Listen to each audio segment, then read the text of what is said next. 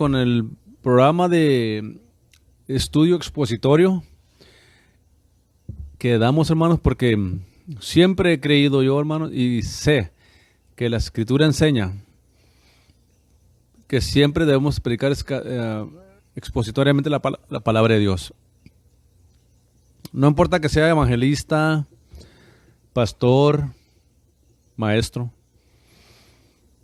Siempre la palabra de Dios se predica, se enseña expositoriamente. Hay muchos pastores que le leen un, dos, tres versículos y se la pasan gritando por 2 horas, hermano, ahí, nomás emocionando a la gente y emocionando a la gente. Y pasa el domingo, vuelven a hacer lo mismo y lo mismo y no cambian. No, hermanos.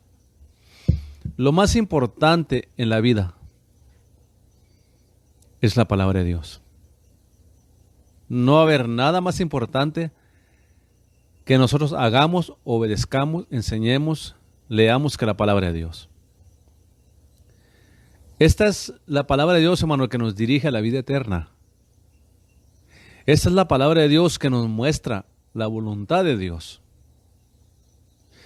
Esto es lo que nos revela qué es lo que Dios quiere de nosotros. Lo que Él demanda de nosotros. Y esta palabra también nos revela quién es Dios. ¿Cómo es Dios? ¿Cuál es su naturaleza? ¿Cuál es su carácter? ¿Cómo es nuestro Padre Celestial? Aquí lo vemos a través de las páginas de la Biblia, de Génesis hasta Apocalipsis. Hay personas que se dedican a ser doctores, científicos, astronautas, de todo, veterinarios, y esas carreras en sí, dentista.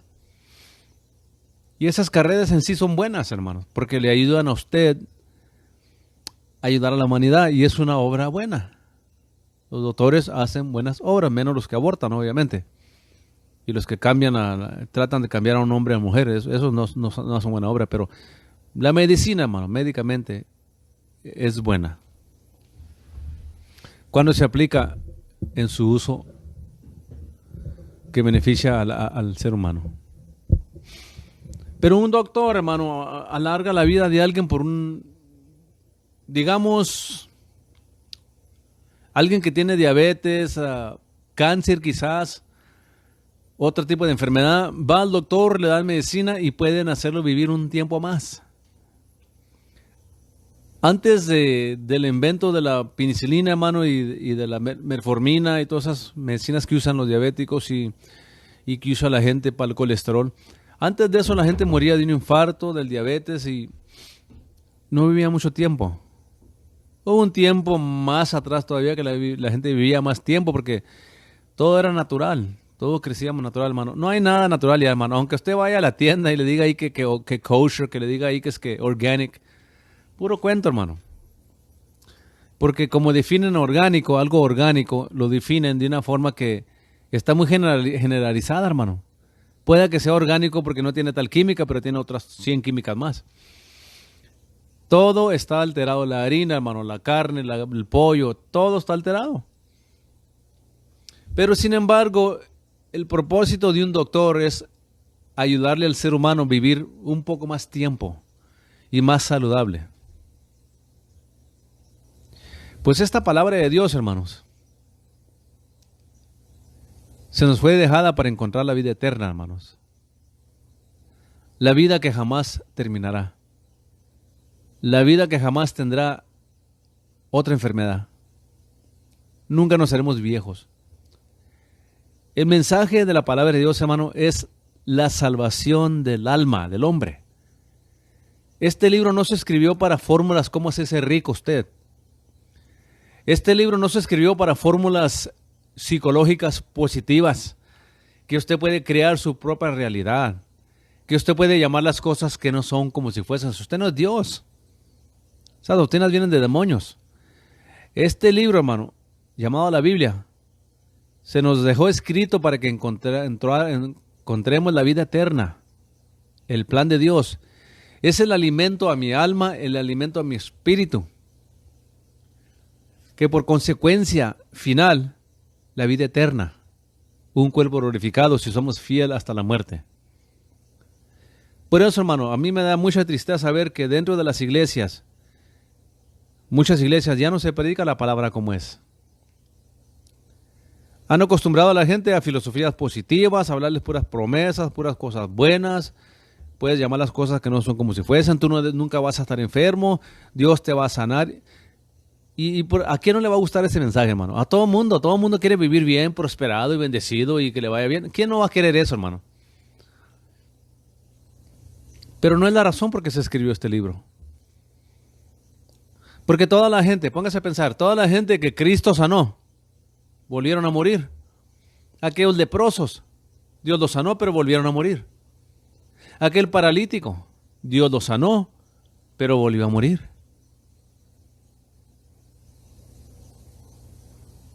Aquellos que habían muerto físicamente los restauró a vida natural, pero volvieron a morir. A la mujer del flujo de sangre, Él les sanó el flujo de sangre, pero volvió a morir. A los que tuvieron hambre y Él los alimentó, a los 5,000 y más. Los alimentó con 2 peces y 5 panes, pero volvieron a morir. Entonces, ¿cuál es el propósito de la palabra de Dios, hermano? ¿Cuál es el propósito? La salvación del alma, hermanos. La vida eterna. Si todo logramos en esta vida y no logramos la vida eterna, no hemos logrado nada, hermanos. Hemos pasado una vida diokis. Pero esta palabra de Dios nos enseña, hermanos, el plan de Dios para la vida eterna. Esta palabra es inspiración del Espíritu Santo. No podemos cambiarla. No podemos darle un significado que nosotros queramos. Tenemos que pasar tiempo estudiándola, hermano, leyéndola. Porque esta es la que nos va a conducir al perfecto plan de Dios, a la vida eterna, y nos revela el camino de Dios. Es alimento a nuestra alma, a nuestro espíritu. Esta palabra. Todo lo que esta escritura dice se va a cumplir, se ha cumplido, hermano, y está por cumplirse. Pueblo de Dios, Iglesia de Jesucristo, amigo, amiga que me escucha,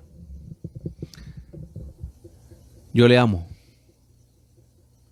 Cristo le ama. Mi intención es compartir con usted la palabra de Dios que produce fe, que nos lleva a la vida eterna. Porque ningún mensaje psicológico, filosófico, de filosofía positiva, de ciencia de la mente, ningún mensaje de los modernos que hoy se predican en los púlpitos, de pura motivación, le va a dar la vida eterna. Solo la palabra de Dios le da vida eterna, le produce fe. Fe en el objeto correcto. ¿Me escuchó bien? Fe en el objeto correcto, que es Cristo. No fe en imágenes, no fe en Mahoma, no fe en Charles Russell Taze, no fe en Joseph Smith, no fe en Alá, no fe en imágenes, fe en el Dios viviente. El objeto de nuestra fe debe ser Jesucristo y solamente Jesucristo, su palabra. Lo que esta palabra dice, hermanos, es verdad. Llénese de ella. Estúdiala. Léala. Consúmala. Medítela de día y de noche, hermanos. No hay cosa mejor que hacer. Llegó el fútbol y se fue el fútbol. Llegó el Super Bowl y toda la gente emocionada por el Super Bowl, haciendo parties y todo. Y se acabó el Super Bowl y otra vez a la rutina de la gente. Alguien dijo, qué duro 9 meses sin fútbol. Qué duro, dice la gente. Otra película. Necesitamos otra película más, porque va a salir otra película que cristiana, dicen. Y oí una gente comentando en Facebook, necesitamos más películas de estas, que nos alimenten, que nos edifiquen. Y lo tanto que duran para sacar las películas, dije yo, gente muerta. Gente muerta. No, hermanos, la vida está en la palabra de Dios. Mediten en ella. Léala. Aquí está la vida eterna, hermanos. Hoy es el Daytona allá en Florida. El Daytona 500. Desde ayer, desde el lunes, está en un escandalazo porque una carrera donde andan ahí unos carros, vueltas y vueltas como locos, ahí por 500 vueltas. Gana y pasa la emoción y todo sigue lo mismo. Pero estas palabras, hermano, nos dejan fe, vida eterna, medicina para todos los días. Esta palabra vence la tentación, vence la opresión, vence la depresión, vence el desánimo, hermano. Vence toda esa malicia que el mundo ofrece. Y esta palabra contiene vida eterna. Promesas para el pueblo de Dios. Promesas para el Hijo de Dios. No promesas para cualquiera. Solamente para aquellos que han aceptado a Cristo, creen en Jesucristo y le son fieles hasta la muerte. Son estas promesas, para nadie más. Por eso, hermano, ame la palabra. Apocalipsis 21, hermano.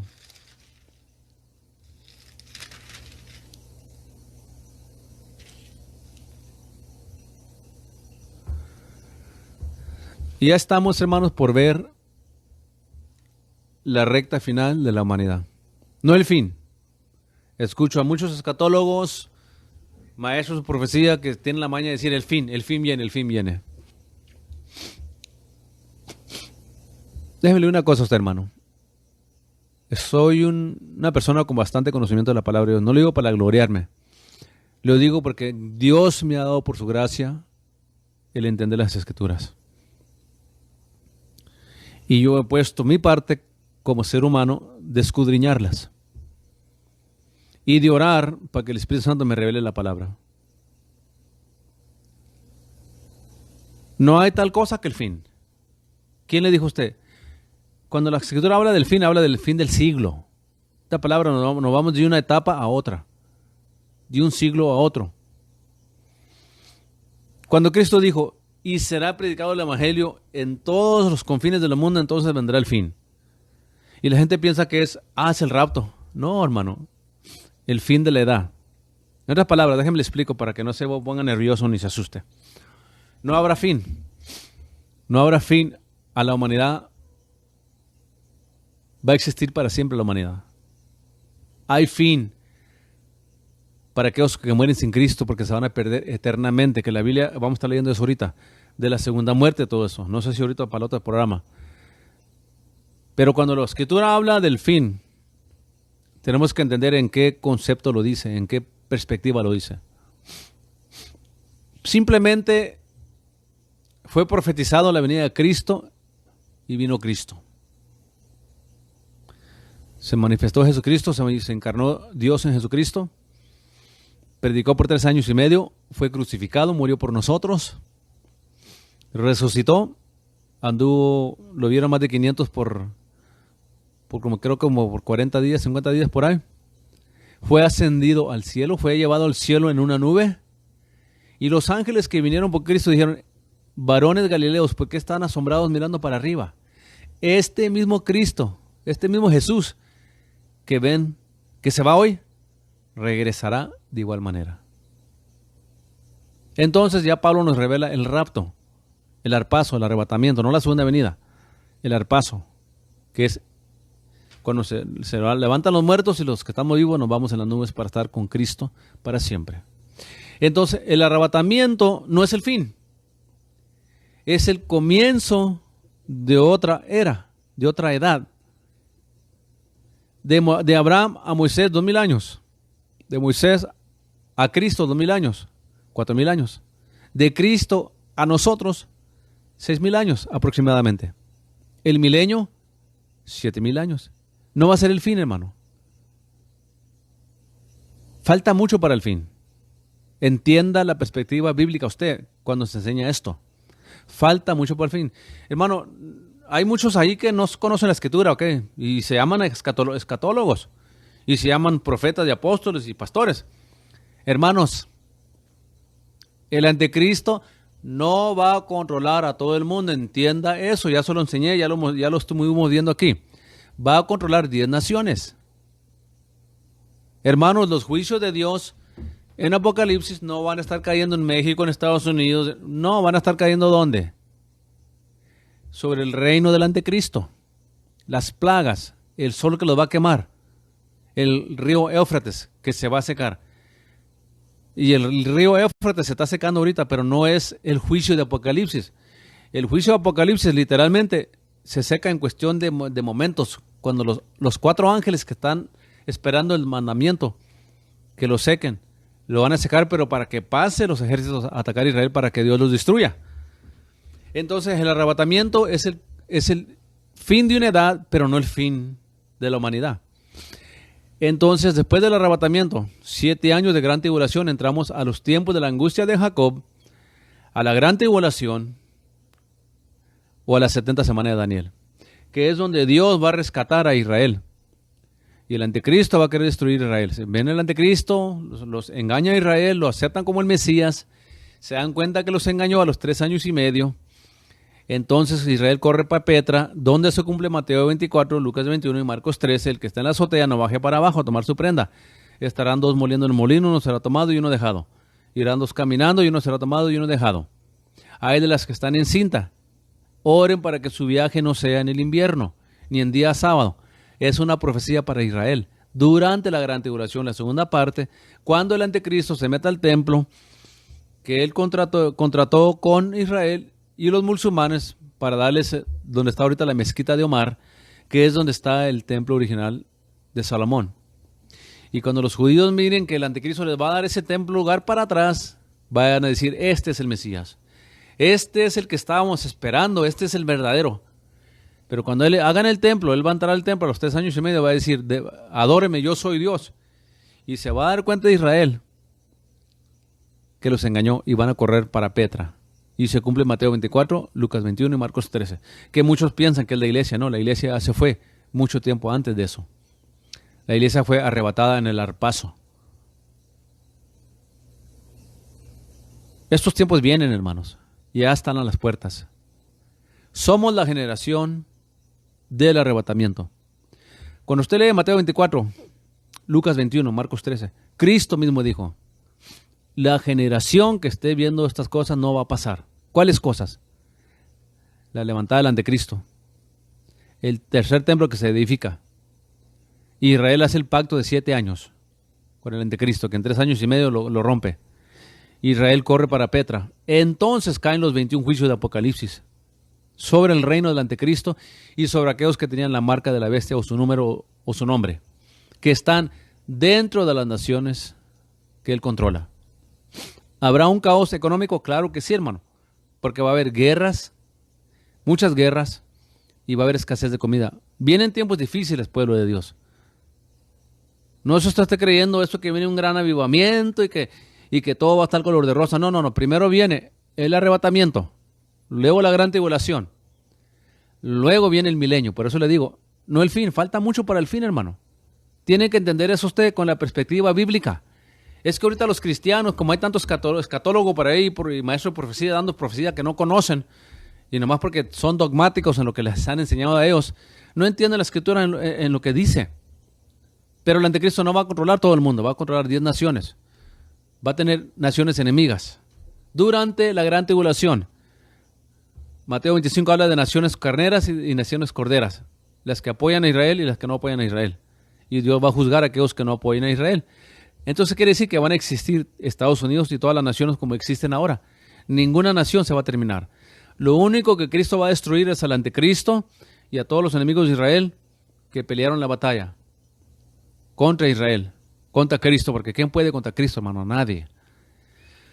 Entonces entraremos al milenio por 1000 años y luego va a ser suelto Satanás después del milenio por un breve momento, que la escritura no dice cuánto tiempo, pero después será suelto Satanás porque fue atado por 1000 años para que hubiera paz en la tierra por 1000 años. Fue atado Satanás por 1000 años, lo leímos la semana pasada. Entonces va a destruir Dios a Satanás y a todos los enemigos de Israel y de la humanidad en la guerra de Gog y Magog, que es la guerra después del milenio. Entonces estaremos entrando a la eternidad, donde Cristo va a renovar la tierra y el cielo va a ser un cielo nuevo y una tierra nueva. ¿Entienden la perspectiva bíblica? Entonces, aquí en Apocalipsis 21 ya estamos viendo, hermano, ya lo final de la gran tribulación. Donde miramos, y lo voy a mostrar otra vez de nuevo, dónde está la iglesia. Poquito antes de las últimas 7 plagas, la iglesia no está aquí en la tierra, está en la Nueva Jerusalén. No es lo mismo que los que están, aquellos degollados que están en el altar, delante del trono. No, los que fueron redimidos en Cristo estaremos en la Nueva Jerusalén. Aquellos eran mártires, pero hay millones y millones de cristianos que no han muerto mártires y que quizás no moriremos mártires.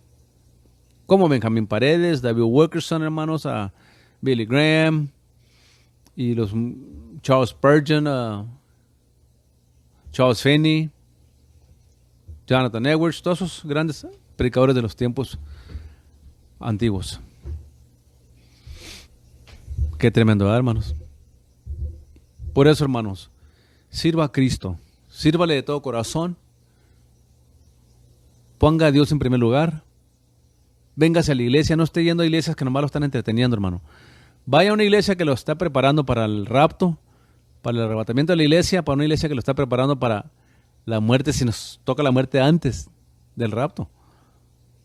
Si nos toca irnos antes del arrebatamiento, pero al instante vamos a ser arrebatados. Gloriosa esperanza la que tenemos, hermano, en Cristo Jesús. Hay que serle fiel hasta la muerte. Voy a brevemente dar aquí. Y vi un cielo nuevo y una tierra nueva, porque el primer cielo y la primera tierra se fueron. Se refiere a la creación original. Fue estropeada por el pecado, fallecido en el griego parerhomai. Quiere decir pasar de una condición a otra. Nunca significa aniquilación. ¿Se fija? Es donde mucha gente piensa que esta tierra va a ser destruida y el nuevo cielo. No. Es pasar de una condición a otra. En otras palabras, Dios va a restaurar la tierra y el cielo a su pureza que tenían antes de la caída del hombre. Yo, Juan, vi la santa ciudad, la Nueva Jerusalén, que descendía del cielo de Dios. Esposa ataviada para su marido. Ok. Apocalipsis 21, ya entramos al final de la gran tribulación. ¿Qué vio Juan descender del cielo? Yo, Juan, vi la santa ciudad, la Nueva Jerusalén, que descendía del cielo, dispuesta como una esposa ataviada a su marido. Y oí una gran voz del cielo que decía: He aquí el tabernáculo de Dios con los hombres, y morará con ellos, y ellos serán su pueblo, y él mismo Dios será su Dios con ellos. No te quiero que lo note algo bien importante aquí, hermanos. Y yo, Juan, vi la santa ciudad, la Nueva Jerusalén, que descendía del cielo de Dios. ¿Para dónde descendía esta ciudad, hermano? ¿Qué quiere decir descender? Que baja. ¿Se fija? Entonces, ¿cuándo se fue la iglesia, hermano? ¿En qué momento se fue la iglesia si aquí ya viene con él? ¿Entiende eso? 4. Y limpiará Dios toda lágrima de los ojos de ellos. Y la muerte no será más, y no habrá más llanto, ni clamor, ni dolor. Porque las primeras cosas son pasadas. Y el que estaba sentado en el trono dijo: He aquí yo hago nuevas todas las cosas. Y me dijo: Escribe, porque estas palabras son fieles y verdaderas. Y me dijo: Ya está terminada. Yo soy Alfa y Omega, el principio y el fin. El que tuviere sed, yo le daré de la fuente del agua de vida gratuitamente. ¿Se fija? Es gratis la salvación. El que me venciere poseerá todas las cosas, y yo seré su Dios, y él será mi hija también. Mas los temerosos, incrédulos, los abominables, los homicidas, los fornicarios, los hechiceros, los idólatras y todos los mentirosos, su parte será en el lago ardiente con fuego y azufre, que es la muerte segunda. Ahora, note lo que dice del 9 en adelante, porque a este periodo ya la Nueva Jerusalén viene para la tierra. Y eso es poco antes de que suceda lo que dice el 9 en adelante. Por eso, la pregunta que le hice siempre, por este estudio, le dije que iban a mirar dónde estaba la iglesia durante la gran tribulación y por qué la iglesia no va a estar en la gran tribulación. Van a estar los mártires de la gran tribulación, que no es la iglesia. Son los que se oponieron al anticristo, vivían dentro de su reino, sus alrededores, y él los degolló, porque no adoraron su imagen y no recibieron la marca. No les vendieron nada para comer, se murieron de hambre. Ya muchos los mataron. Pero note lo que dice el 9 en adelante. Y vino a mí uno de los 7 ángeles que tenían las 7 copas llenas de estas postreras plagas, las últimas plagas ya. Son plagas, ya no son plagas. Y habló conmigo diciendo, ¿quién? El ángel. Lo llevó a un monte muy alto y le apuntó para el cielo. Le dijo, mira para arriba, de donde está la Nueva Jerusalén. Y note lo que le dice. Vino a mí uno de los 7 ángeles que tenían las 7 copas llenas de las postreras plagas. Quiere decir que está por terminar la gran tribulación. Las últimas plagas ya. Los últimos juicios de Dios. Antes del parousia, la segunda venida de Cristo. No el rapto. Antes de la segunda venida de Cristo.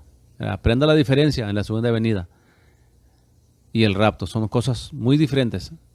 El arrebatamiento es el arpazo, arrebatar violentamente en el aire sin pisar Cristo tierra. Y aquí, note lo que dice aquí. Diciendo, ven acá y te mostraré la novia. ¿Quién es la novia, hermanos? A ver. La esposa del Cordero. ¿Quién es la novia, hermano? ¿Y quién es la esposa del Cordero?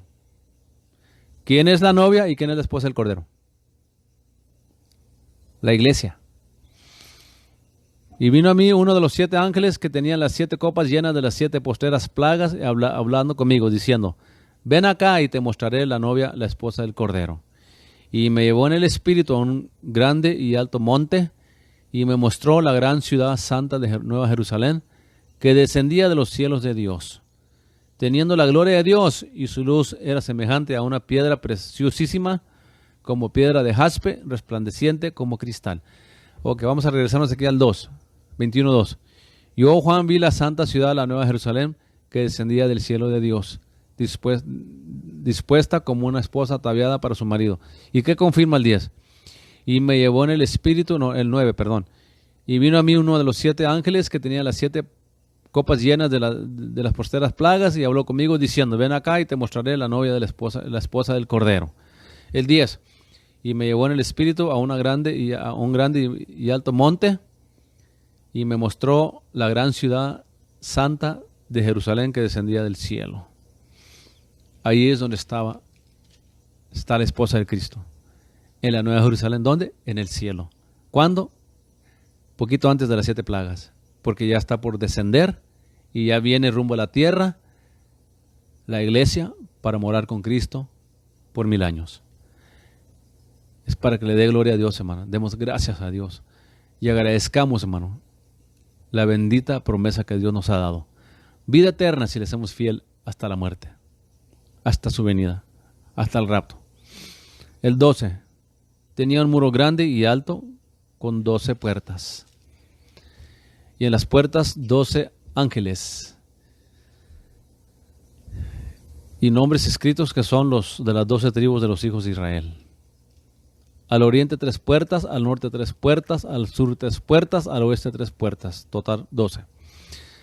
El muro de la ciudad tenía 12 fundamentos, y en ellos los 12 nombres de los 12 apóstoles del Cordero. Ahí va a estar Mateo, Juan, Lucas, creo que es Pablo, no creo que esté Judas, pero creo que Pablo reemplazó a Judas, hermano. Santiago, Juan, Marcos, los 12 apóstoles. Van a estar sus nombres en los 12 fundamentos. Y que él hablaba, y el que hablaba conmigo tenía una medida de una caña de oro para medir la ciudad, y sus puertas y su muro. Y la ciudad está situada y puesta en cuadro, y su largura es tanta como su anchura. y el medio de la ciudad con la caña 12,000 estadios, y la largura y la altura y la anchura de ella son iguales. Esto, hermano, estamos hablando de 1,500 pies de ancho, 1,500 pies de largo y 1,500 pies de alto. Es grandísima esta ciudad. ¿Sabe cuántos son 1,500 pies? De Dallas, Texas, millas, no pies, millas. 1,500 millas, hermano, son de Dallas, Texas, hasta Los Ángeles. Y poquito más. Esa largura va a tener la Nueva Jerusalén, hermano. Va a estar grandísima. Grandísima ciudad. Va a ser nomás una ciudad. A ver, hermanos. Póngase a pensar, 1,500 pies de largo y 1,500 pies de ancho. Si nos vamos de aquí hasta McAllen, Texas, para el valle, hermanos, son como 8 horas de camino. Son como unas 400 y algo millas. Y todavía usted le sube todo hasta Amarillo, Oklahoma, Nebraska, casi llegando a la frontera con Canadá de ancha. Y de alto, otros 1,500 pies. Una ciudad, hermanos, gigantesca. La Nueva Jerusalén. Es lo que Dios ha prometido, hermanos, a todos aquellos que le seamos fiel hasta la muerte. ¿Cuántas millas cuadradas? No traigo calculadora, hermano. Calcúlele. 1,500 millas por 1,500 millas. De pies cuadrados nomás va a tener. Y no traigo calculadora ni lo voy a tratar aquí de atinarle porque no olvídese. Mi cerebro está muy pequeño para calcular 1,500 millas por 1,500 millas. Son muchas, hermano. Y el material de su muro era de jaspe. Mas la ciudad era de oro puro, semejante al vidrio. Hermano, una ciudad de 1,500 pies, 1,500 millas de larga, 1,500 millas de angosta, de ancha, y 1,500 de larga y 1,500 toda hecha de ¿qué? De oro. ¿Quién ha visto tanto oro, hermano? En la historia nadie. Pero Dios es el dueño del oro y la plata. 19. Y los fundamentos del muro de la ciudad estaban adornados de toda piedra preciosa. El primer fundamento era jaspe, el segundo zafiro, el tercero agata, el cuarto esmeralda, el quinto sardónica, el sexto sardio, el séptimo crisólito, el octavo berilo, el noveno topacio, el décimo crisopraso, el unidécimo jacinto y el duodécimo amatista. Unos colores que no nos imaginamos nosotros, hermano. Y las 12 puertas eran 12 perlas. Y en cada puerta una perla. Y la plaza de la ciudad de oro puro como vidrio transparente. Y no vi en ella templo. No vi en ella templo. Porque el Señor Dios Todopoderoso es el templo de ella y el Cordero. Qué tremendo, la misma presencia de Dios, hermano. Porque es lo que era el tabernáculo. ¿Se acuerda del tabernáculo? ¿Se acuerda del arca del pacto? Y lo que es el templo es un símbolo, hermano, donde está la presencia de Dios. Hay gente por ahí que dice, la iglesia no es importante, es nomás 4 paredes. No, Señor. Cristo no le llamó a la iglesia 4 paredes, le dijo, la casa de mi Padre. Ustedes la han hecho cueva de ladrones. ¿Cómo dijo? La casa de mi Padre. Cristo no llamó a la iglesia. Por eso, hermano, cuando vamos a la iglesia tenemos que tener reverencia. En el altar, cuando entramos, y ser reverentes al culto que estamos llevando a cabo. No al edificio, al culto. Pero Cristo no le llamó. Eran 4 paredes, nomás no significa nada. No, Señor. Cristo dijo, ustedes han hecho la casa de mi Padre cueva de ladrones. ¿Cómo le llamo? Casa de mi Padre. Porque ahí es donde Dios planeó que su cuerpo se uniera a adorar su nombre, a escuchar su palabra y a convivir unos con nosotros en la casa de Dios. Amén. Yo entiendo lo que es la palabra eclesia en griego, yo entiendo todas esas cosas, pero yo no quiero meterme en tanta palabrería técnica ahorita, en este caso. Tenemos que reconocer que el templo es un lugar que se debe tener reverencia, porque ahí se alaba a Dios, se escucha su palabra, y lo que se hace ahí demanda reverencia. Vaya bien vestido. No esté ahí en el teléfono y con juegos electrónicos en la iglesia. Y no usted que tenga la maña de llevarse una Biblia electrónica, cómprese una Biblia, úsela para la iglesia y llévese la Biblia electrónica para cuando usted la estudie en el trabajo en otra parte. Téngale respeto al templo de Dios. No se ponga sombrero en la iglesia, hermano. No se pongan cachuchas en la iglesia. No anden shorts como estas iglesias modernas liberales que no tienen nada de respeto para el templo de Dios. Ahí en shorts, ahí en tenis, con pantalones agujerados, con la camisa para afuera, los hombres, las mujeres con minifaldas, hermano. El altar tiene que respetarse. No porque el edificio, porque lo que se hace ahí, estamos en la presencia de Dios. Y debe haber reverencia. Ven. Dice aquí,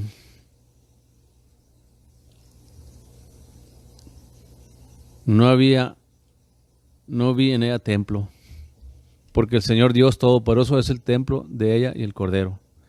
Y la ciudad no tenía necesidad del sol ni de la luna para que resplandezca en ella, porque la gloria de Dios la iluminará y el Cordero era su lumbrera. Qué tremendo, hermano. Y las naciones que hubieran sido salvas andarán en la lumbre de ella. Las naciones que hubieran sido salvas. En otras palabras, nada más durante el milenio de Cristo, nada más las naciones, aquellos que son hijos de Dios, las naciones que en verdad sirven a Dios, van a ser lumbrados, los otros no, porque acuérdense que viene Magog, donde todos estos que se sometieron a Cristo por obligación, pero no de corazón, van a ser destruidos después del milenio. No se le olvide ese detalle. ¿Okay? 24. Y las naciones que hubieran sido salvas andarán en lumbre de ella. Y los reyes de la tierra traerán su gloria y honra a ella. Y sus puertas nunca serán cerradas de día, porque ahí no habrá noche. Qué tremendo ese término. Y llevarán la gloria y la honra de las naciones a ella. Y no entrará en ella ninguna cosa sucia, que hace abominación y mentira, sino solamente los que están escritos en el libro de la vida del Cordero. Esta es la promesa, hermanos, que Dios le hace a la iglesia, a usted y a mí. Por eso debemos ser fieles hasta la muerte, hermanos. Debemos honrar al Señor Jesucristo con nuestra forma de vivir, con nuestra forma de andar, porque mire lo que Dios nos tiene preparado, hermano. Algo que no merecemos. Algo que no ganamos por nuestros méritos. Algo que no tenemos derecho a ello. Mas por la mera misericordia del Señor Jesucristo, de Dios que amó al mundo, hermanos, que envió a Jesucristo a morir por nosotros, a derramar su sangre por nuestra vida. Y porque le hemos aceptado y hemos creído en Él. Y guardamos sus mandamientos y le somos fiel. Él nos tiene estas bendiciones prometidas a nosotros, hermanos. Aquí el hombre se pelea por el oro, por el dinero, y allá las calles van a ser de oro, hermano. Aquí el hombre se mata por el dinero, por el poder, y allá no importa nada de eso.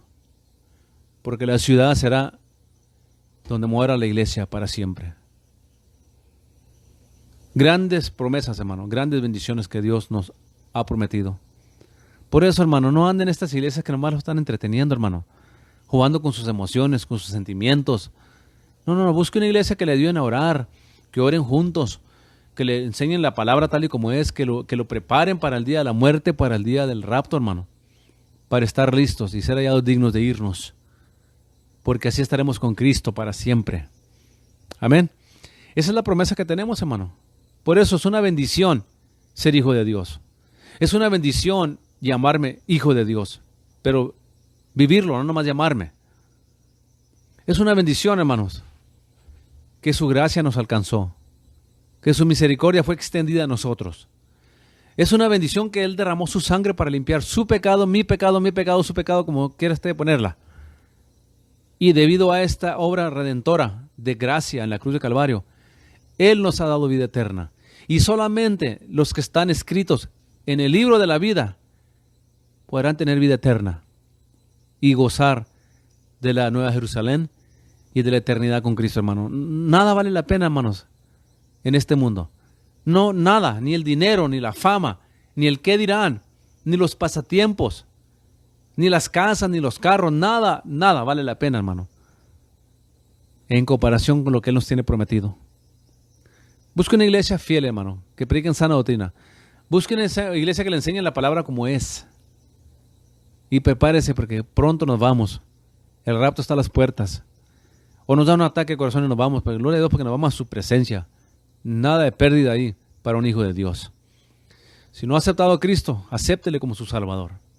Conózcale como su Salvador y entrégase a Él. Si usted en un tiempo era cristiano, se alejó del Señor, se fue para atrás, anda en el mundo. El otro día estaba predicando con un muchacho, le conocía, ¿conoces a tal evangelista? Sí, sí lo conozco. ¿Conoces a tal predicador? Sí, lo conozco. Sí, sí, yo los conozco.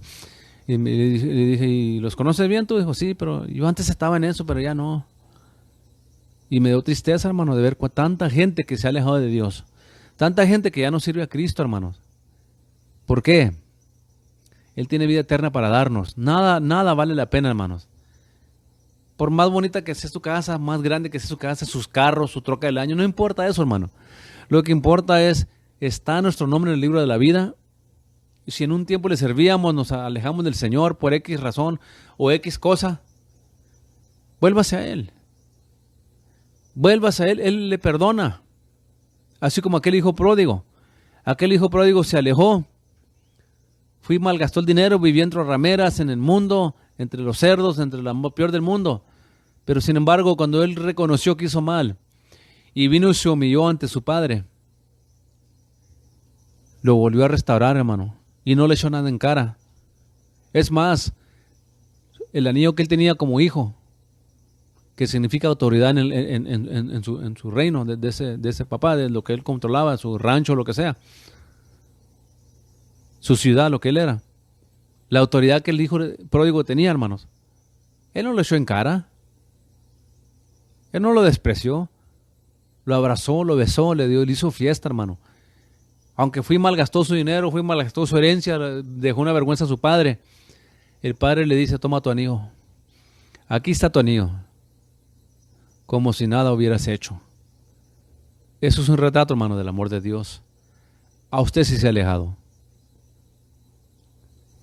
Nomás de que se humille, reconozca que hizo mal, pídale perdón, vuélvase a Él, Él lo restaura, hermanos, y nunca jamás le va a echar en cara su pasado.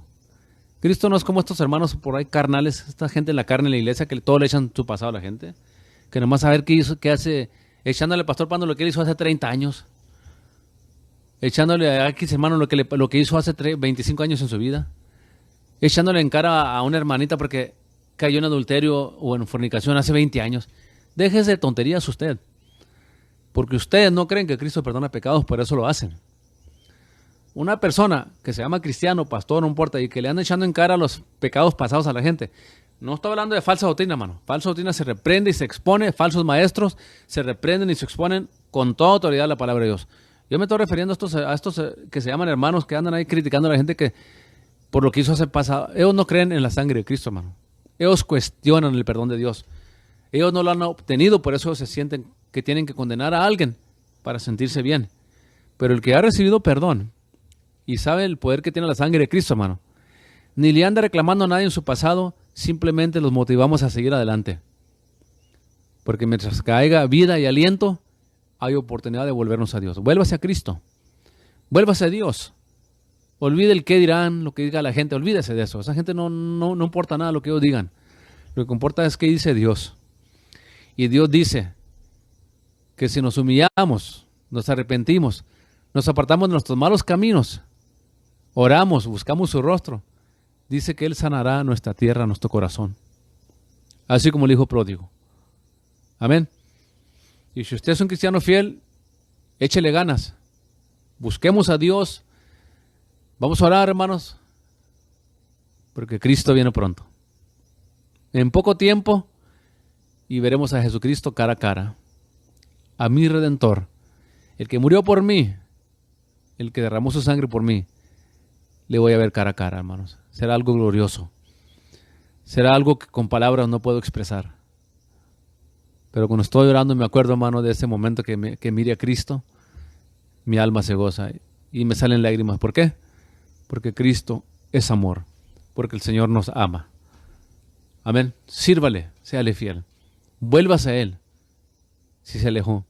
Y si nunca se ha entregado a Él, dele su vida hoy a Cristo. Dígale que entre en su corazón, perdone sus pecados, busque una iglesia que predique en sana doctrina, la palabra como es, ore a Dios, vaya para que su pastor le enseñe la Biblia y lo ayude a crecer en su fe. Dios le bendiga, hermano. Esta ha sido la voz de Berea. Para la otra semana, hermano, vamos a estar empezando en Apocalipsis 22. Y ya lo final.